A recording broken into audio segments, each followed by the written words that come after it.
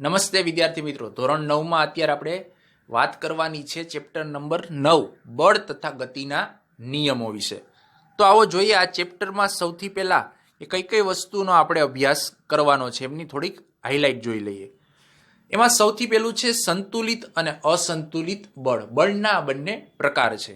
ત્યાર પછી ગતિનો પ્રથમ નિયમ છે એ જાણવાનો છે. જડત્વ તથા દ્રવ્યમાન આવી બે ભૌતિક રાશિ છે એમનો ખ્યાલ મેળવવાનો છે. આ ઉપરાંત ગતિનો બીજો નિયમ, ગતિનો ત્રીજો નિયમ અને વેગમાનનું સંરક્ષણ, આ બધા ટોપિક્સ છે એનો ખ્યાલ આપણે વિસ્તારપૂર્વક આ ચેપ્ટરમાં જોવાનો થશે.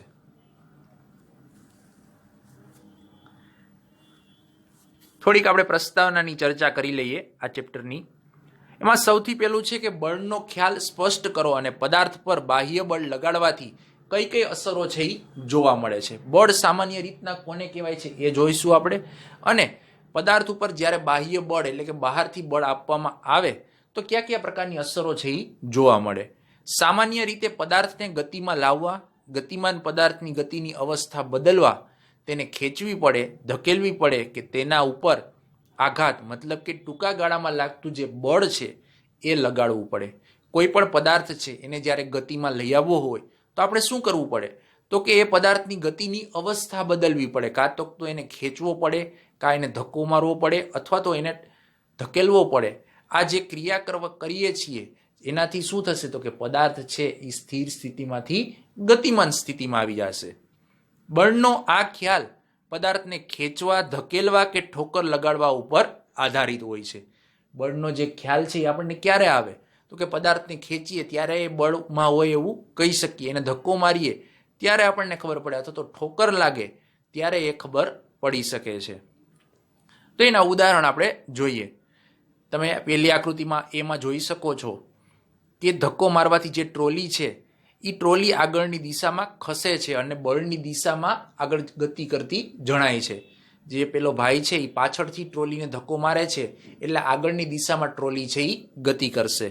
આ જ રીતના બી આકૃતિમાં તમે જોઈ શકો છો કે જે તિજોરી છે એમના ખાનાને ખેંચવામાં આવે અથવા તો કોઈ પણ ડ્રોવર છે એમના ખાનાને ખેંચવામાં આવે તે ડ્રોવર છે એ ગતિમાં આવી જશે, એમના ઉપર બળ લાગશે.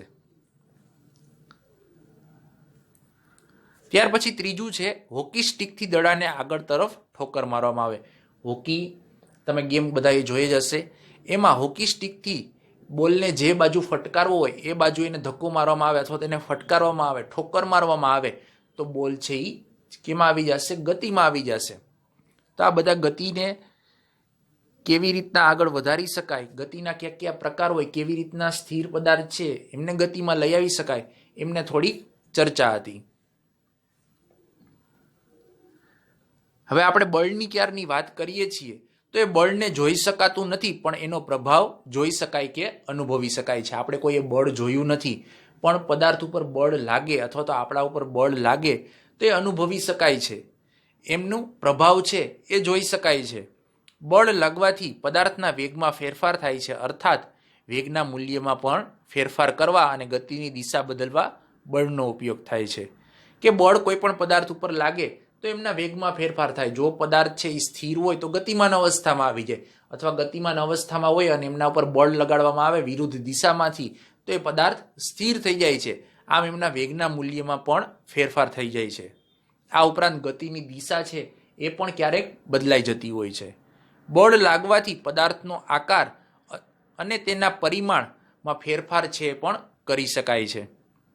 તમને અહીંયા આકૃતિઓ આપેલી છે કે એ આકૃતિ છે એમાં બળ લગાડવાથી સ્પ્રિંગ છે એ ખેંચાય છે. સ્પ્રિંગ તમને આપેલી છે, એમના બંને છેડા જો ખેંચવામાં આવે તો સ્પ્રિંગ છે એ પોળી થઈ જાય છે.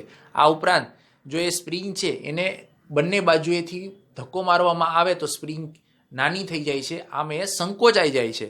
આમ આપણે કયા પ્રકારની એના ઉપર બળ લગાડીએ છીએ એમના આધારે એમનો આકાર છે એ નક્કી થતો હોય છે. આ ઉપરાંત બી આકૃતિમાં બળ લગાડવાથી જે ગોળાકાર દડો છે એ અંડાકાર બની જાય છે. તમને અહીંયા બોલ આપેલો છે, એ બોલને તમે બંને બાજુએથી પ્રેસ કરો તો એમનો આકાર છે એ પણ ચેન્જ થતો જોવા મળે છે. આમ બળ લગાડવાથી એમનો આકાર બદલાવી શકાય છે, એમના આપણે જોઈ શકીએ છીએ, મતલબ કે એમનો પ્રભાવ જે થતો હોય એ જોઈ શકીએ છીએ. બળને આપણે જોઈ શકતા નથી અને જે બળ લગાડેલું છે એ આપણે અનુભવ પણ કરી શકીએ છીએ. ત્યાર પછી સૌથી પહેલા જોવાનું છે આ ચેપ્ટરનો પહેલો ટોપિક સંતુલિત અને અસંતુલિત બળો. તો એ જોઈએ તો કે લાકડાના એક બ્લોકને લીસી સપાટીવાળી સમક્ષિતિજ ટેબલ ઉપર મૂકી બે દોરી એક્સ અને વાય બ્લોકના સામસામેના છેડાઓ સાથે જોડેલી છે. આકૃતિમાં તમે જોઈ શકો છો ટેબલ ઉપર એક લાકડાનો બ્લોક મૂકેલો છે, એ સમતલ સપાટી ઉપર મૂકેલો છે અને એમાંથી એક્સ અને વાય એ બ્લોકના સામસામેના બે છેડાઓ છે એની સાથે જોડેલ છે. બ્લોકને બાંધેલ દોરી એક્સને બળ લગાડીને ખેંચીએ તો બ્લોક છે એ જમણી બાજુ ખસવાની શરૂઆત કરશે.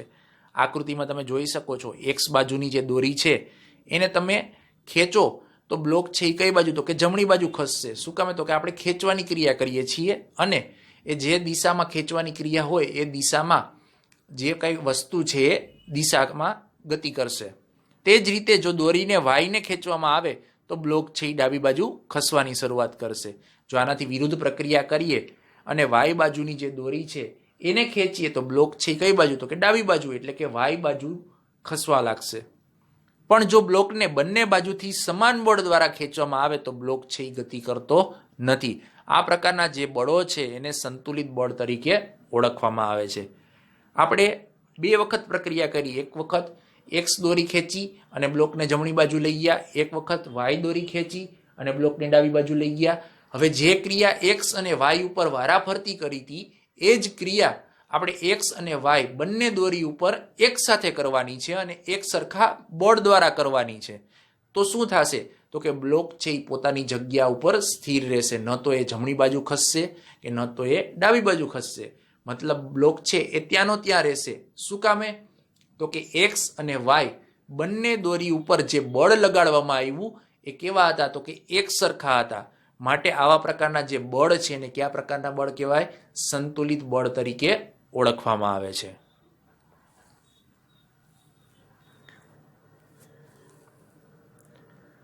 એમાં સૌથી પહેલા જોઈએ સંતુલિત બળો. તો કે જે બળોની સંયુક્ત અસર હેઠળ પદાર્થની સ્થિર અથવા ગતિમાન અવસ્થામાં ફેરફાર થતો ન હોય તે બળોને સંતુલિત બળ તરીકે ઓળખવામાં આવે છે. કોને કહેવાય સંતુલિત બળ? તો કે જે બળની સંયુક્ત અસર હેઠળ પદાર્થની સ્થિર અથવા તો ગતિમાન અવસ્થા છે એમાં ફેરફાર થતો ન હોય. મતલબ કે પદાર્થ સ્થિર હોય તો એ સ્થિર જ રહીએ, પદાર્થ ગતિમાન હોય તો એ ગતિમાન અવસ્થામાં જ રહીએ, એમના ઉપર કોઈ પણ પ્રકારના ફેરફાર થાય નહીં. તો આવા પ્રકારના જે બળ છે એને સંતુલિત બળ તરીકે ઓળખવામાં આવે છે. સંતુલિત બળોનું પરિણામી જે બળ હોય છે કેવું હોય છે? શૂન્ય હોય છે. આથી સ્થિર અવસ્થામાં રહેલો પદાર્થ સ્થિર અને ગતિમાન પદાર્થ છે પોતાની ગતિ અચળ વેગથી ચાલુ રાખશે. કોઈ પણ પદાર્થ ઉપર જ્યારે આપણે સંતુલિત બળ લગાડીએ છીએ ત્યારે આપણને જે પરિણામી બળ મળે છે, બળ લગાડવાથી જે પરિણામ મળે છે એ કેવું હોય છે? શૂન્ય હોય છે. શું કામે? તો કે જે બળ હોય છે કેવું? તો કે એક સરખા પ્રમાણમાં લગાડીએ છીએ એટલા માટે જ જે સ્થિર પદાર્થ હશે કેવો? તો કે સ્થિર જ રહેશે. જ્યારે કોઈ પણ પદાર્થ ગતિમાન અવસ્થામાં હશે તો એ પોતાની અચળ વેગથી ગતિ છે એ ચાલુ રાખશે, એમાં કોઈ પણ પ્રકારનો ફેરફાર થશે નહીં. જો અલગ અલગ મૂલ્યના બે પરસ્પર વિરુદ્ધ દિશામાં લાગતા બળો વડે બ્લોકને ખેંચવામાં આવે તો બ્લોક વધારે મૂલ્ય ધરાવતા બળની દિશામાં ગતિ કરવાની શરૂઆત કરે છે. અહીં બે બળો સંતુલિત નથી અને આ સંતુલિત બળોનું પરિણામી બળ છે એ ગતિની દિશામાં કાર્યરત હોય છે. આપણે અહીંયા બ્લોકની વાત કરીએ છીએ, એમાં એક્સ અને વાય જે બંને દોરી છે એ બંને દોરી ઉપર આપણે સરખું બળ લગાડ્યું તો સંતુલિત બળ થયા.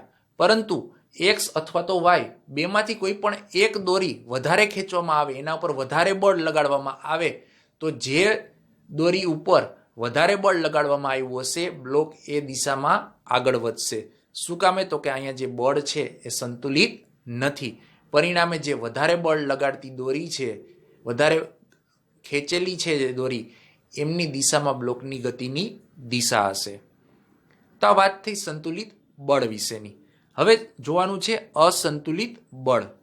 તો કે જે બળોની સંયુક્ત અસર હેઠળ સ્થિર અવસ્થામાં રહેલો પદાર્થ ગતિમાન અવસ્થામાં આવે અથવા ગતિમાન અવસ્થામાં રહેલો પદાર્થના વેગમાં એટલે કે એની ઝડપ અથવા તો દિશા બંનેમાં ફેરફાર થાય તેવા પ્રકારના બળને આપણે અસંતુલિત બળ તરીકે ઓળખીએ છીએ.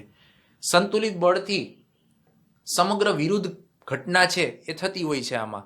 તો કે જે બળની અસર દ્વારા કોઈ પણ પદાર્થ સ્થિર અવસ્થામાં રહેલો હોય તો એ ગતિમાન અવસ્થામાં આવી જાય, અને જો પદાર્થ ગતિમાન અવસ્થામાં જ હોય તો એમના વેગમાં એટલે કે એમની ઝડપમાં અથવા તો એમની દિશા છે એ બદલાઈ જાય, તો આવા પ્રકારના જે બળ છે એને આપણે અસંતુલિત બળ તરીકે ઓળખીએ છીએ. અને અસંતુલિત જે બળ છે એમનું પરિણામી બળ હંમેશા કેવું તો કે શૂન્યતર એટલે કે શૂન્ય સિવાયનું જ હોય છે.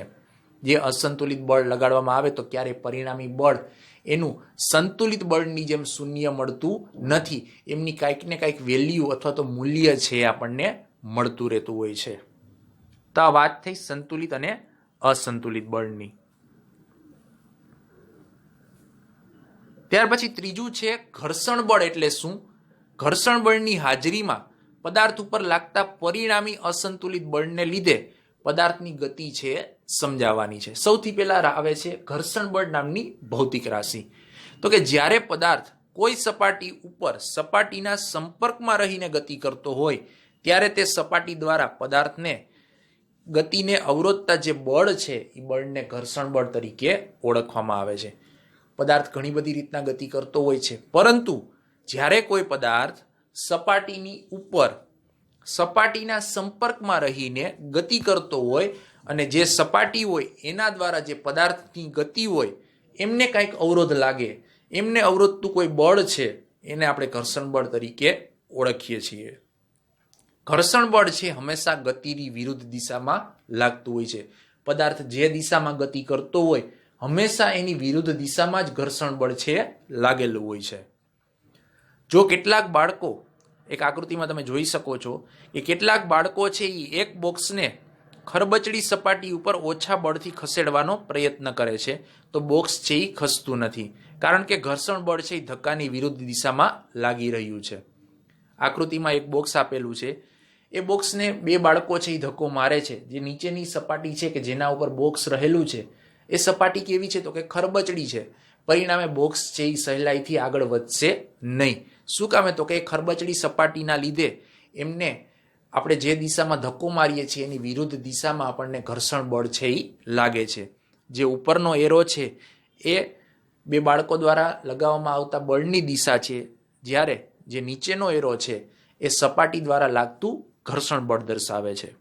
આ ઘર્ષણ બળ બે સપાટીઓ વચ્ચે ઉદ્ભવે છે જે બોક્સ પર લગાડેલા બાહ્ય બળને સંતુલિત કરે છે, પરિણામે બોક્સ છે એ ગતિ કરતું નથી. આપણે જેટલું બળ લગાડીએ છીએ એટલું જ સામે ઘર્ષણ બળ અહીંયા લાગે છે, એટલા માટે બોક્સની જે આપણે ધક્કો મારવાની ગતિ છે એ અને જે ઘર્ષણ બળ લાગે છે એ બંનેના મૂલ્યો સરખા થઈ જાય છે, પરિણામે બોક્સ છે એ જ્યાંનું ત્યાં સ્થિર રહે છે, આગળ વધતું નથી.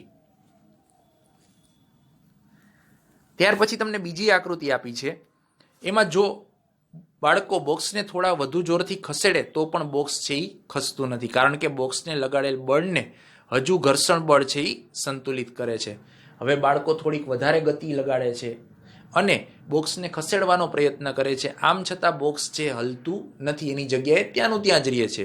શું કામે તો કે હજી એમનું ઘર્ષણ બળનું મૂલ્ય છે એ આપણી દ્વારા લગાડવામાં આવેલી જે ગતિ છે એમને સંતુલિત કરી નાખે છે, પરિણામે પરિણામી બળ શું થાય છે તો કે શૂન્ય થાય છે. હવે ત્રીજી આકૃતિમાં દર્શાવેલું છે કે જો બાળકો હજુ વધારે જોરથી ધક્કો મારે તો લાગતું બળ ઘર્ષણ બળ કરતાં વધી જાય છે, જેથી પરિણામી અસંતુલિત બળ મળે છે. તે બોક્સ ગતિ કરવાનું શરૂ કરે છે. ઘર્ષણ બળ છે એમનું મૂલ્ય વધતું નથી, આપણા દ્વારા જે બળ લગાડવામાં આવે છે એમનું મૂલ્ય વધે છે. આપણે વધારે જોરથી ધક્કો મારીએ છીએ તો શું થાય તો કે જે ઘર્ષણ બળનું મૂલ્ય છે એના કરતાં આપણા દ્વારા લગાડવામાં આવેલ જે ધક્કો છે, જે ગતિ છે એમનું મૂલ્ય વધી જાય છે, પરિણામે બોક્સ છે એ પોતાની જગ્યાએથી ખસવા લાગશે. શું કામે તો કે પરિણામી બળ આપણને શૂન્યતર મળ્યું, શૂન્ય સિવાયનું મળ્યું, મતલબ અસંતુલિત બળ છે એ અહીંયા ઉદ્ભવી ચૂક્યું છે, પરિણામે બોક્સ છે એ પોતાની આપણે જે ધક્કો મારવાની દિશા છે એ દિશામાં આગળ ખસવા લાગશે. હવે કોઈ પણ પદાર્થને ગતિશીલ રહેવા માટે તેના ઉપર કોઈ અસંતુલિત બળ છે એ સતત લાગતું રહેવું જોઈએ. ઉદાહરણ તરીકે સાયકલ ચલાવતી વખતે સાયકલ સવાર પેન્ડલ મારતો હોય છે, પણ જો તે પેન્ડલ મારવાનું બંધ કરે તો સાયકલની ગતિ છે એ ધીમી પડી જાય છે, કારણ કે ઘર્ષણ બળ ગતિની વિરુદ્ધ દિશામાં લાગે છે. જો સાયકલની ગતિ ચાલુ રાખવી હોય તો સાયકલ સવારે ફરીથી પેન્ડલ મારવાનું ચાલુ રાખવું પડે. કે કોઈ પણ પદાર્થ છે એને ગતિશીલ રાખવો હોય, એને સ્થિર ન થવા દેવો હોય તો શું કરવું પડે? તો કે એના ઉપર કોઈ પણ પ્રકારનું અસંતુલિત બળ છે એ સતત ને સતત અથવા તો અમુક સમયાંતરે લગાડતું રહેવું પડે. જો આપણે અસંતુલિત બળ લગાડવાનું બંધ કરી દઈએ તો એ ઘર્ષણ બળનું મૂલ્ય જે આપણને મળે છે, જે લાગે છે એ પદાર્થ ઉપર ઘર્ષણ બળ, એમના દ્વારા ક્યારેક ને ક્યારેક એ પદાર્થ છે એ સ્થિર થઈ જશે. ઉદાહરણ દ્વારા જોઈએ તો આપણે સાયકલ ચલાવતા હોઈએ તો સાયકલના પેન્ડલ આપણે સતત ને સતત અથવા તો અમુક અંતરે મારતા રહેવા પડે છે. શું કામે? તો કે સાયકલનું જે પૈડું છે એ જમીન સાથે સંપર્કમાં છે, તો એ સપાટી ઉપર ફરે છે, જેના લીધે જમીન દ્વારા એના ઉપર ઘર્ષણ બળ લાગે છે. કેવું? તો કે સાયકલની વિરુદ્ધ દિશામાં લાગે છે, જેના લીધે જો આપણે પેન્ડલ મારવાનું બંધ કરી દઈએ તો અમુક અંતર પછી આ ઘર્ષણ બળનું મૂલ્ય છે એ વધી જાય છે, જેના લીધે સાયકલ છે એ સ્થિર થઈ જશે. પરંતુ જો સાયકલ ચલાવતી રહેવી હોય તો આપણે પેન્ડલ છે એ મારવા પડે છે. આમ કોઈ પણ પદાર્થને પ્રવેગિત ગતિ કરાવવા માટે તેના ઉપર અસંતુલિત બળ લગાડવું જરૂરી છે, તથા તેની ઝડપ અને ગતિની દિશામાં જ્યાં સુધી અસંતુલિત બળ લાગે છે ત્યાં સુધી ફેરફાર થતો રહે છે. જ્યારે આ અસંતુલિત બળ સંપૂર્ણ દૂર કરવામાં આવે ત્યારે તે પદાર્થ ત્યાં સુધીમાં તેણે પ્રાપ્ત કરેલ વેગથી ગતિ ચાલુ રાખે છે. હવે કોઈ પણ પ્રવેગિત ગતિ કરતો પદાર્થ છે એમના ઉપર અસંતુલિત બળ લગાડતા જઈએ તો એ જે તે દિશામાં આગળ વધતો રહે છે અને એમનું જે સ્થાન છે એમાં પણ ફેરફાર થતો રહે છે. જ્યારે આ સંતુલિત બળ એનામાંથી દૂર કરવામાં આવે, એના ઉપર અસંતુલિત બળ ન લગાડવામાં આવે તો એણે છેલ્લે જેટલો વેગ પ્રાપ્ત કર્યો હતો એટલો વેગ પૂરો થઈ જાય ત્યાં સુધી એ પોતાની ગતિ છે એ ચાલુ રાખશે. તો આ વાત થઈ ઘર્ષણ બળની, એમના